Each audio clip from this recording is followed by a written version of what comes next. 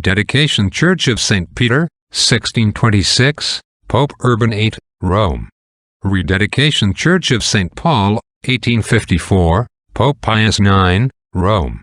The Vatican Church, dedicated in honor of St. Peter, is the second patriarchal church at Rome, and in it reposes one half of the precious remains of the bodies of St. Peter and St. Paul.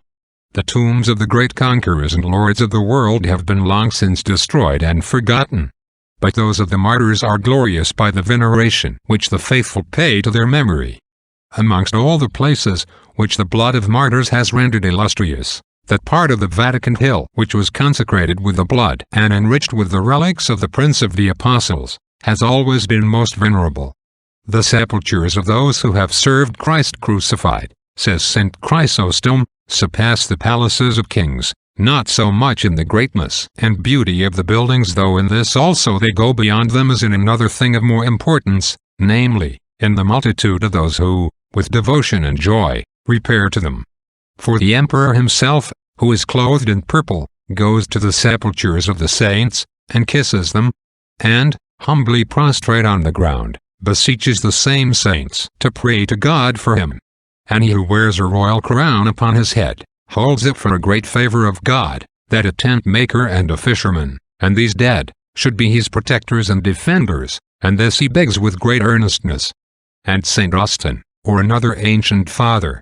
Now at the memory of the fisherman the knees of the emperor are bowed, and the precious stones of the imperial crown shine most where the benefits of the fisherman are most felt.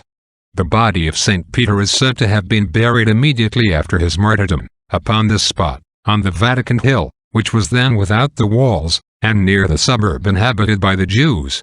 The remains of this apostle were removed hence, into the cemetery of Calixtus, but brought back to the Vatican. Those of St. Paul were deposited on the Ostian Way, where his church now stands. The tombs of the two princes of the apostles, from the beginning, were visited by Christians, with extraordinary devotion above those of other martyrs. Caius, the learned and eloquent priest of Rome, in 210, in his dialogue with Proclus, the Montanist, speaks thus of them: I can show you the trophies of the apostles.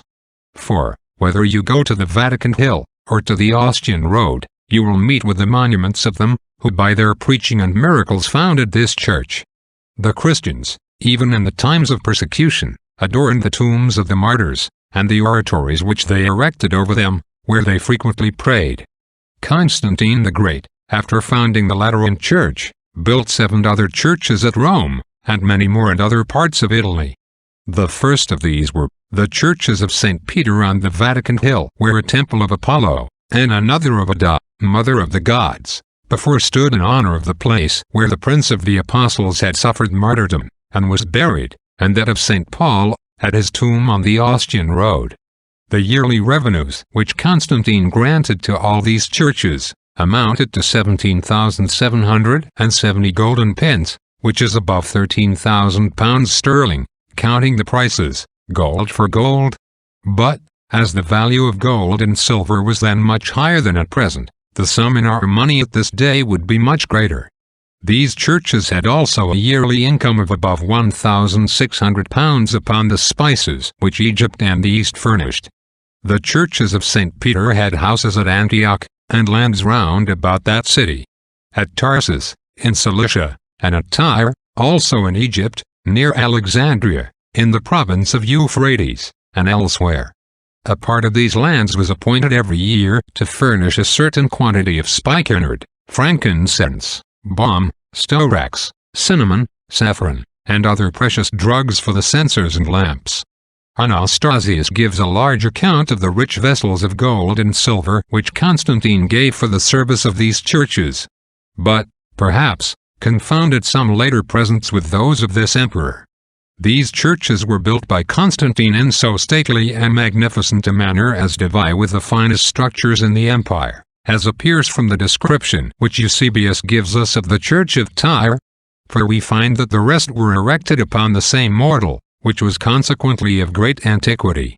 St. Peter's Church on the Vatican, being fallen to decay, it was begun to be rebuilt under Pope Julius II, in 1506, and was dedicated by Pope Urban VIII, in 1626, on this day, the same on which the dedication of the old church was celebrated. The precious remains of many popes, martyrs, and other saints, are deposited partly under the altars of this vast and beautiful church, and partly in a spacious subterraneous church under the other. But the richest treasure of this venerable place consists in the relics of St. Peter and St. Paul, which lie in a sumptuous vault beyond the middle of the church towards the upper end, under a magnificent altar, at which only the Pope says Mass, unless he commissions another to officiate there. This sacred vault is called the Confession of St. Peter, or the Threshold of the Apostles, Limina Apostolorum, to which devout persons have flocked, in pilgrimages, from the primitive ages. Churches are dedicated only to God, though often under the patronage of some saint, that the faithful may be excited to implore, with united suffrages, the intercession of such a saint, and that churches may be distinguished by bearing different titles.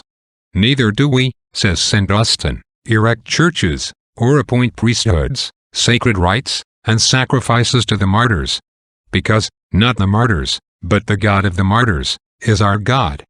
Who, among the faithful, ever heard a priest, standing at the altar which is erected over the body of a martyr to the honor and worship of God, say, in praying, "We offer up sacrifice to thee, O Peter, or Paul, or Cyprian"? When at their memories or titular altars, it is offered to God, who made them both men and martyrs, and has associated them to his angels in heavenly honor. And again, we build not churches to martyrs as to gods, but memories as to men departed this life, whose souls live with God. Nor do we erect altars to sacrifice on them to the martyrs, but to the God of the martyrs, and our God. Constantine the Great gave proofs of his piety and religion by the foundation of so many magnificent churches, in which he desired that the name of God should be glorified on earth, to the end of time. Do we show ours by our awful deportment and devotion in holy places, and by our assiduity in frequenting them? God is everywhere present, and is to be honored by the homages of our affections in all places.